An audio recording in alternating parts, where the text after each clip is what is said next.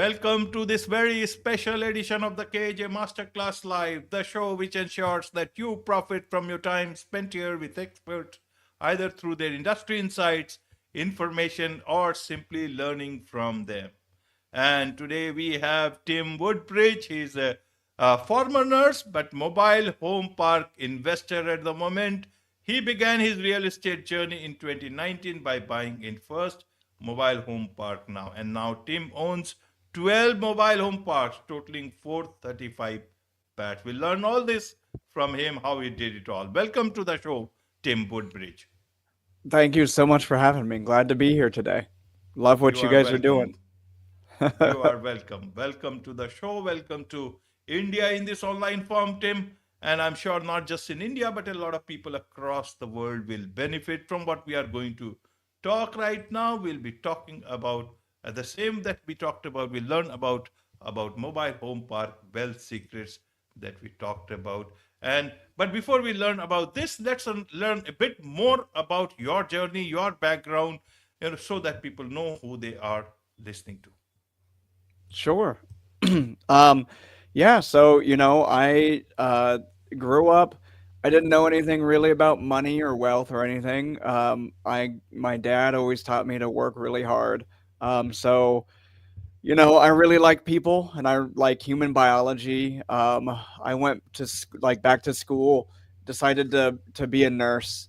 And so yeah, I got my bachelor's of science in nursing. So again, I was told always get that stable job. Like stability is very important.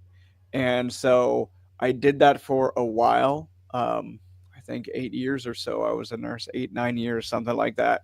And it was a great job. I loved it. I had it did wonders for me in terms of knowing, telling the difference between what someone says is an emergency versus an actual emergency. Because I've been in lots of emergent situations in the hospital. But anyway, yeah, from there, I thought I was going to be happy and satisfied having that, nicer job as a nurse. And I got to that kind of crossroads like, why isn't this happy? Why am I not feeling joy? Why am I not feeling satisfied? Um, and I mean, today I know that it's because what really brings me joy is working towards something. So it's not the attainment of the goal, it's the working towards the goal. And it's the, trying to be a little bit better every day.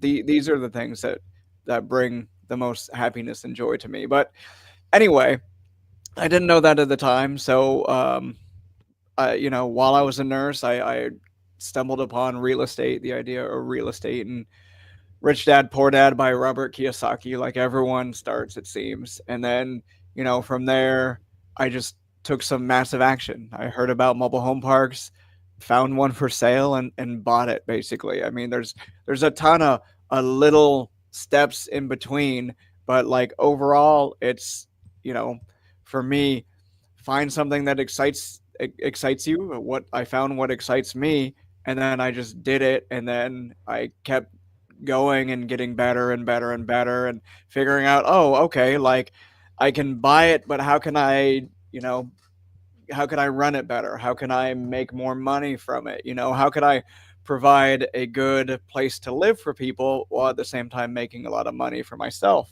And so, yeah, it's always something that we are that me and my team now are like striving to be better all the time.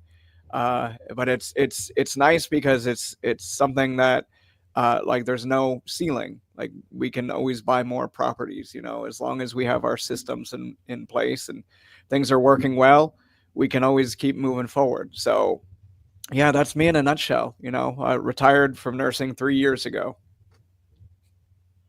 Absolutely. You did your uh, graduation, Arizona University in 2012, with a BS in nursing with a biology minor. And in 2019, you get into this business, and and by 2024, it's 2021 you retired. It's a fantastic story. But tell me, Tim, you make it sound very easy. You read one book, Rich Dad, Poor Dad, took action, and here you are. Is it that simple? But help No, us no. understand about this story. And before that, just help us understand for a lot of people who are outside US about this Hmm. whole mobile home park. What is a mobile home park, and how does it operate? Sure. So yeah, first, I mean, there's a lot of steps that I didn't talk about. It's not easy. It's relatively simple. I mean, you find a property and then you buy it. You get some bank financing, you put some money down. That's relatively simple. But no, there's a lot of little steps. So there's no like easy way to distill all the little steps. It's like, if you want to do it, like figure out how to do it. Anything, right? Because everything is more complex in real life, but like you won't, no one will be able to to distill things unless you're doing it yourself. Um, anyway, a mobile home park is basically it's affordable housing, the last non-subsidized affordable housing in the U.S. It's where people you so a home is manufactured. It's a manufactured home. It's manufactured in a factory and then it's brought onto the space and it's set up there. Um, and so usually people are renting land and owning their own home. Sometimes we're renting the home and the land, different things, but it and really it's just a special niche kind of multifamily real estate. So it's like an apartment, but you have your own home. You're not sharing walls with someone else. Right. And why do we call it mobile? What is mobile about it? So I think they originally called it mobile because they built the homes in the factory and then they put them on a truck and they shipped them to where they're at. And now technically, after setup, you could move them again, but like setup process is very big. So they're not RVs, they're not moving around. They stay for a long time, and if you want to move it, it costs probably 5,000 to move it and then another $10,000 to set it up somewhere else. So really like the better name is manufactured housing. But I think old habits stick, and so the term mobile home and mobile home parks is has been there for a long time. Right. So, what's the difference between, say, any other multi home complex and this one?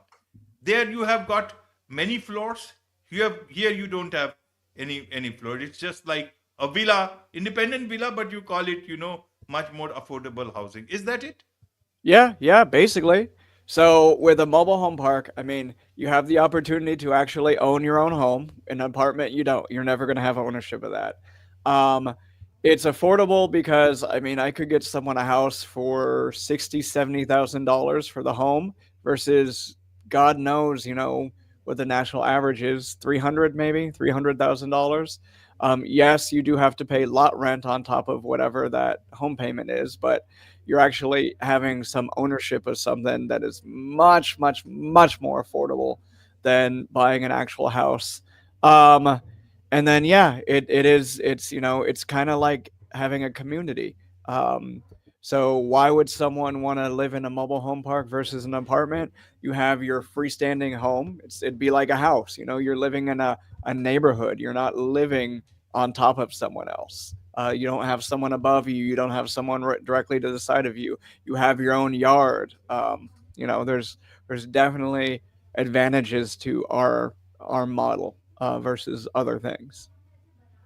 Absolutely, absolutely. You can move things around in your house at any time or of the day or night, and nobody is going to complain about it as long as you are not making so much of noise so as to disturb your neighbor. Yeah, But tell me yeah. one thing: a lot of people consider this sort of investing as passive investing, but that looks like to be a lot of hard work. What is passive about this sort of investing, Tim? I haven't seen this passive. I haven't seen anything passive. So okay, and that's the fun part. Everyone touts, oh yeah, it's going to be so easy, it's going to be so passive. If anyone tells you that, then they're full of it. Like it you can get there, but let's discuss really what a passive investment would look like. If you're like, man, I hate working, I don't want to do anything, I want my money to make money for me. Okay, well, if you want to make $10,000 a month passive, which is what everyone says for some reason that $10,000 is the number, well, you have to have $1.2 million to start with. Put it as a LP position, a limited partner where you're doing nothing. It's totally passive, and you have a 10% preferred return. That's your $10,000 per month or 120,000 annual. So, like, yeah, there are things you can build towards it, but where are you coming from today? Do you have a ton of money? Sweet, do that. Put it into things you can have your money make money. But I think what a lot of people hear is people who have gone through, have started from nothing, and now they're at a place where they can have their money make money because they've put the work in, they've done that active thing to make your like 1.2 million for that $10,000 a month. So, but the people are talking like, oh yeah, it's passive from here, but they're negating like the rest of their story, where it's like, oh, you have to start somewhere. So if you're starting from not having, you're not wealthy, you're like me, you started without having a you had to work.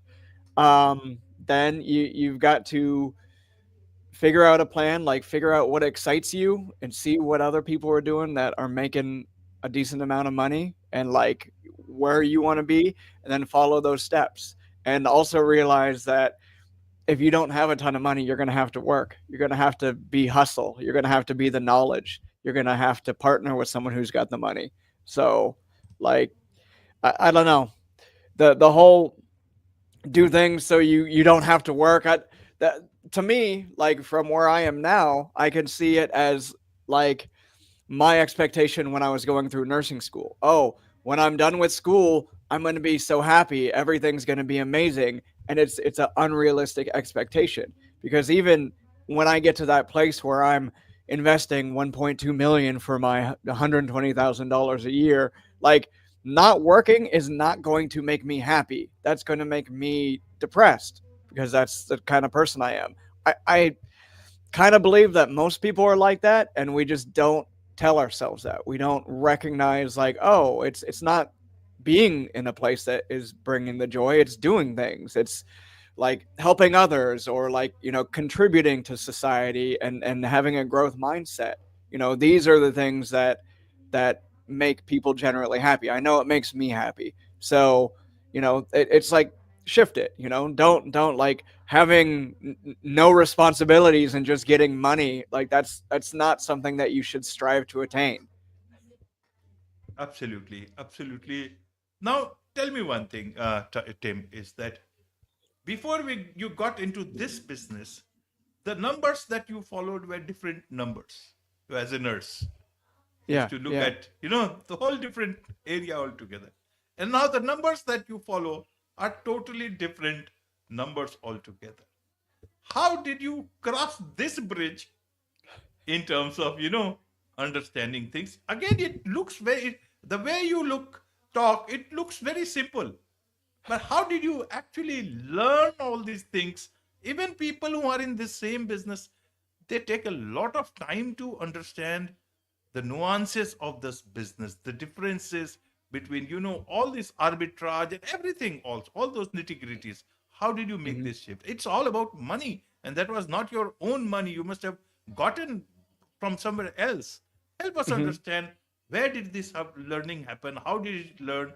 Obviously, it cannot come on just from rich dad, poor dad, and No. thinking of action. It has to be put, action has to be put on ground in your Hmm. mind also. Yeah, so it's Rich Dad Poor Dad was the beginning of it. I've reread it since, and like it's very basic, but like it started me on the path. So I read a lot, and I listen to a lot of podcasts, and I see what other people are doing. I pay attention to other people, and like oh, I'm curious. How did they do that? How did they do that? So like I read Rich Dad Poor Dad, and then I read a ton of other real estate books, and I you know went back and forth on what I might want to do. And when I heard mobile home parks through, Brandon Turner on the Bigger Pockets podcast. He was talking with Frank Rolfe, who's a really big owner of mobile home parks. And I was like, yeah, that's cool. That excites me. And so I took that excitement and then I learned more. And then from there, I took some action. So a lot of it is no, you're not going to know everything, and that's okay. You're never going to know everything. Accept it.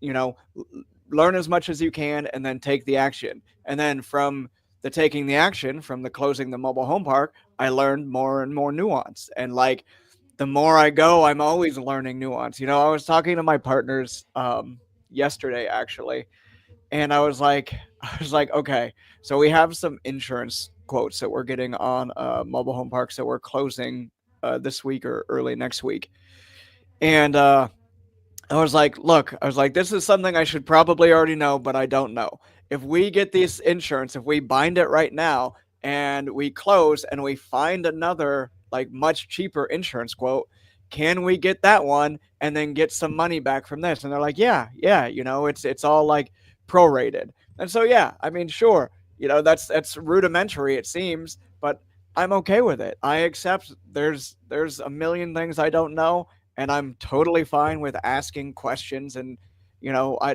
I can feel dumb. It doesn't matter. It's I'd rather feel dumb because my ability to live with the idea of like feeling dumb lets me to actually learn instead of like, oh no, I've got to feel some sort of way. I've been doing this for a few years. I should know this, and then I'd just be shutting my mind off. That doesn't do any good.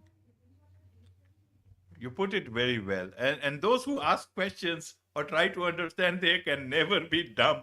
Even it may sound dumb Yeah. to, and people who are smart, they talk like this, not the dumb people. They are all know people. They know everything. And that is where they continue to only talk as experts and all. But for people who Yeah. know, they come on the on shows like this, and actually people learn from people like you. And so I want to understand why just this whole mobile part coming from a different background. Maybe you wanted to do something much more action oriented. You could have moved towards the same line, maybe a bit more into pharma, a bit more associated lines with more action, something which you were much more in the know of, would have been more comfortable. Why mobile parks? Again, is it about the book or about the podcast you felt? Because there is a lot of learning to happen. One will run away from all this learning. Rather, they would go into comfort. So Um, okay, so Rich Dad Poor Dad changed my brain in terms of like assets versus liabilities and like making it so your assets are working for you, right? So that made me realize, well, it doesn't matter how good the job is, it's always trading time for money. So, like yeah, sure, I could have went, I could have been a CRNA, I could have, made a ton more money than a nurse. I could have done a ton of things like that. But I look at people who are doing the job, even physicians making a ton more money than I was. They were slaves to their job, for a lack of a better term. They like if they stop working, then the money stops flowing. So it was that like little mindset shift. It's like, yeah, I could, but like that that doesn't sound as exciting. Plus, I mean, if we're being frank, I saw 80% of millionaires made their wealth in real estate, and I said, well, shoot, if how could I ignore that? So I definitely got into real estate wanting to be wealthy and just thinking of myself and like, how can I set myself up and be where I want to be financially. And then the more I did it, the more I was like, oh, actually, this is also having a positive impact on the world. And also, like, I can set up not just me, but like maybe my future generations. And also, like, I could help other people, like partners and stuff like that. And we can all build something bigger than ourselves. And also, I now know that I'm happiest when I'm working towards what I'm, working on something that's exciting to me. So all these things, like, it definitely started out as I want to make a ton of money and I want to be rich and all that other BS that people talk about. And then it has evolved over time. Right, right, Tim. So, wherever there is money, there are competitors. How do you differentiate into this type of business where there will be larger players, deep pocketed ones? How do you differentiate yourself in this business?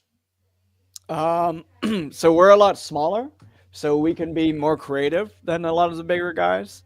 That is what I. That's how we're kind of differentiating ourselves now. But at the same time, I kind of put blinders on. I don't care, if everyone's wanting this same asset, like this is what works for us. This is why it works for us. So like clearly defining what we do minimum 2x equity multiple. I want to double someone's money in 5 years. Keep it simple, right? We keep it simple. And then all your metrics, your IRRs, your AARs, blah blah blah. All that stuff is going to be good, but the fundamentals, I want to double someone's money minimum in 5 years through both cash flow and equity play. So like sale. Um, so if everyone's able to come in and buy better than us, then good for them. But like our fundamentals aren't changing. I mean, we adjust, we get better, but it's like we think of the investors first, make it so that they're making money, and then everything else will fall into place. It's like was it Think and Grow Rich, where he said, I might be misquoting the book. Help everyone else get what they want, and you'll get everything you want. Basically, it might be that book. It might be a different one, but it's a quote that you hear a ton of times, and so that's kind of like get out of my head. So it doesn't matter what I'm gonna make if I'm taking care of you and I'm taking care of a million different people. Like I know that will come back, and I will be doing very well. Absolutely. In terms of business model, a simple person who is not part of that business, how does he understand the business model? You see a nice place, you buy it out, you take financing from the banks or whichever institution it is, and then you other places you promise them that you will double their money in 5 years, and you also make profit, and there will be buyers who will be basically the rates are also going up. At those rates you are confident of finding buyers for such homes. What about the other multi apartments, residential apartments there? Hmm. How does this whole business model run into your mind at the same time?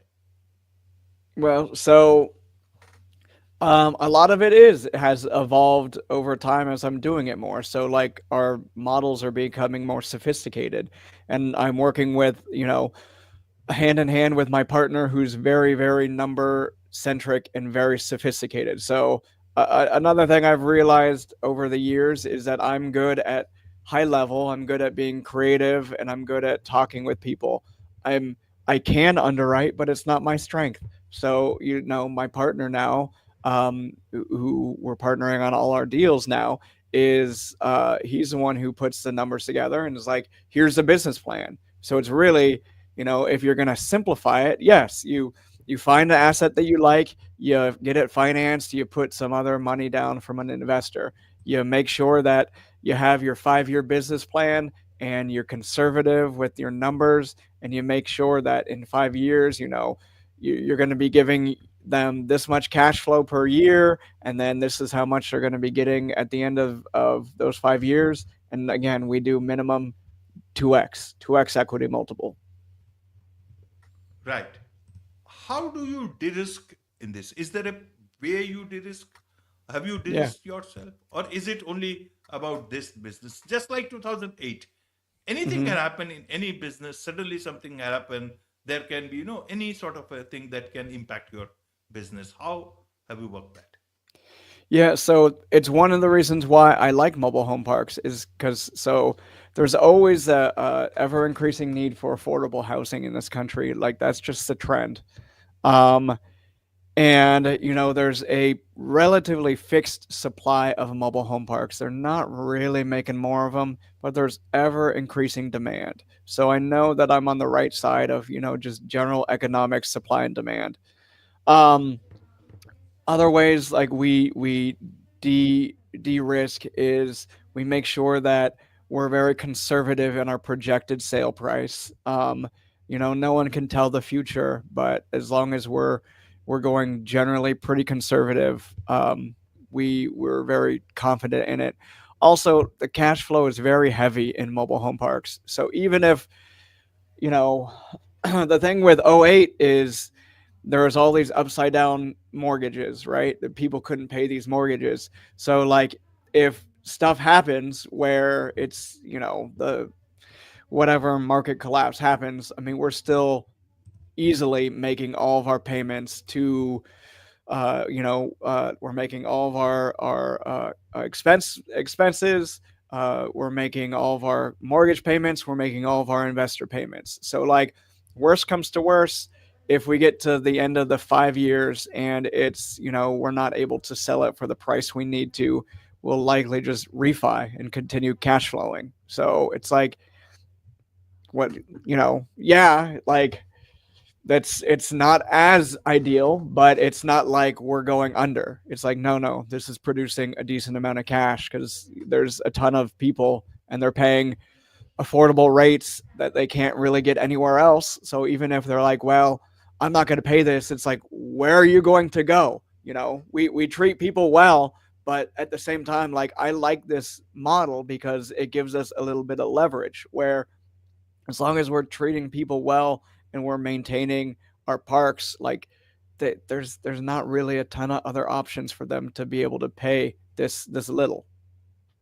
Right, right. See, Rich Dad Poor Dad is a very famous book, and already people have bought it in great numbers. But with your talking, I'm sure at least few more people will buy this book and try to find those golden nuggets of wisdom. But I want to understand: do you still read Rich Dad Poor Dad, or once whatever times you read it, it's enough? Okay, I read it once initially, and then last year, Jennifer, my fiance, and I, uh, we had a road trip and we listened to it there, and like so that was the second time I listened. I don't listen to it other than that. And it was a good like reminder. Like some of the things are rudimentary. I know I've heard people be like, "Well, that's not actually true." It's like, no, it doesn't matter if it's true or not. It's the idea that gets people to like move and think. So like when I read it, asset and liability, those were new terms to me. And like whether or not that's embarrassing to for those to be new words when I was 32, 33, whatever. That was the honest truth. So it really got me to move towards like, okay, how can I do this? So yeah, read the book, and if you're excited about it, keep moving towards that excitement. Nothing else matters. You do the thing you're excited about. Absolutely, absolutely. And do not be afraid of ask questions.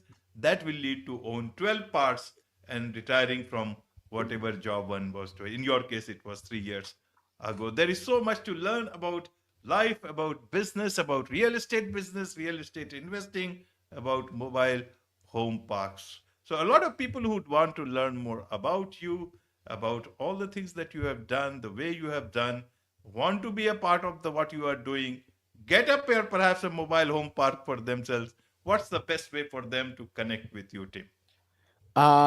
So they can find me on Instagram. I'm tim.woodbridge. Facebook, I'm tim.woodbridge.54, I think. I don't know. Put it, in the show notes if you can.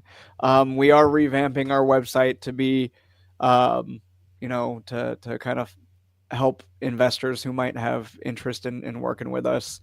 So unfortunately, I don't have that just yet. Um, but yeah, if you're interested, find me on Instagram. I can send free resources. I kind of created a little mini course in terms of like finding and taking down mobile home parks. I'm very much a go giver kind of person, and like if I can help people, I'm here for it. But yeah, hit me up if you want any resources. I can send you all these free resources, and yeah, always down for a good conversation. Absolutely. With this, it's a wrap on this very special edition of the KJ Masterclass Live. Thank you so much indeed for joining us. Thank you.